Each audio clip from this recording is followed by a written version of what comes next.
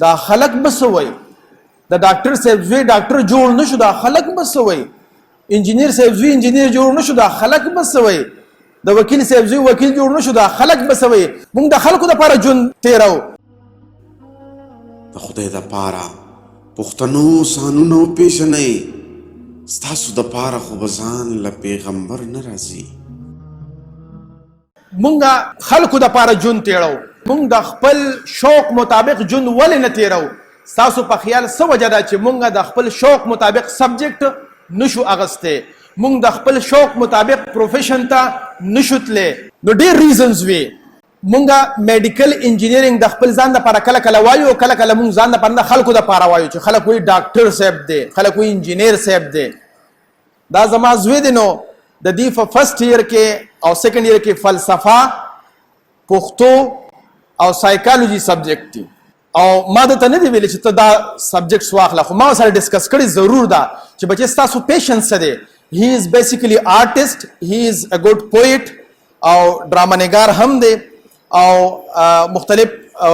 سیزونه چې کوم لیکي نثري هم لیکي او نظمي هم لیکي نو په هغې په بنیاد باندې چې ما د پیشن ټیسټ وکړه نو زه په دې نتیجې ته ورسېم که دی ډاکټر جوړ شم دی هی ویل بی ا ویری بیډ ډاکټر نو وای ناٹ ټو بیکم دیٹ پرسنز a psychologist, a philosopher, a Pashto poet چې څه کنټریبیوشن څه امپیکټ کریټ کړي نو زما سوال دا دی چې ولې موږ په معاشره کې چې څه هم کو خپل پیشن نشو فالو کولی نو دا اکثر خلکو ریزن دا وي دا خلک به څه وایي د ډاکټر صاحب زوی ډاکټر جوړ نشو دا خلک به څه وایي انجینیر صاحب زوی انجینیر جوړ نشو دا خلک به څه وایي د وکیل صاحب زوی وکیل جوړ نشو دا خلک به څه وایي موږ د خلکو دپاره ژوند تیرو او دغې وجې نه چې څوک د چا دپاره ژوند تیروي نو بیا وروسته په ډېر پرابلمس کې وي ولې موږ خپل فیشن نه پالو کوو موږ وایي چې ته ناکامه به شو هسې نه چې موږ ناکامه شو نو ځکه موږ خپل پیشن نه فالو کوو یاره په دې کې خو پیسې نشته دی په پښتو کې به څه پیسې وي په فلسفه کې به څه پیسې وي موږ دا ذهن ته راځي که چېرې فرض کا تاسو ایکسپرټ شئ او تاسو ماسټر شئ د خپل فیلډ ریئلی د لرې لرې ځای نه به خلک راځي او تاسو نه به اوپینین اخلي دا ډاکټر صاحب موږ ته خو یو څو کرښې ولیکو فیس ورکو کو ور نه کو دغه شانتې ستاسو په یو څو جملو چې د خلکو ژوند جوړېږي خلکو به تاسو له فیس ډیفینیټلی درکوي او زه داسې خلک پیژنم چې هغوی کوچینګ کوي کاونسلینګ کوي زما استادان دي داسې خلک شته دی زه چې چا نه کوچینګ اخلم د هغه د یوې ګنټې فیس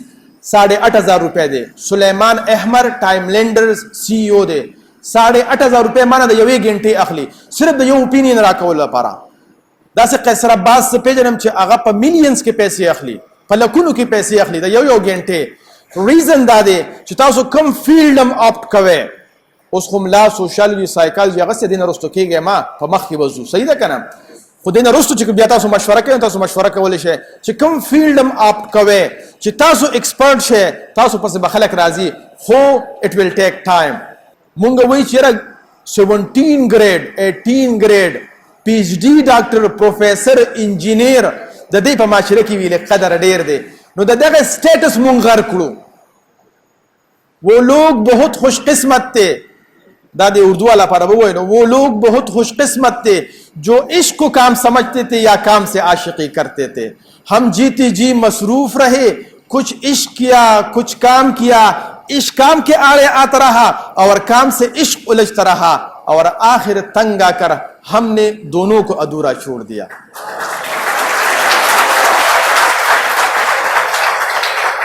بیا نه ډاکټر شو نه انجینیر شي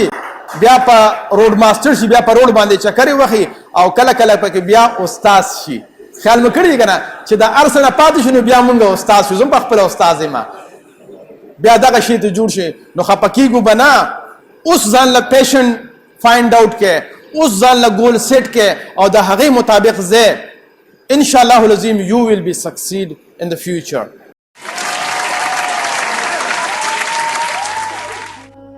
د خدای دپاره پښتنو سانونو پیژنئ ستاسو دپاره خو به ځان له پیغمبر نه راځي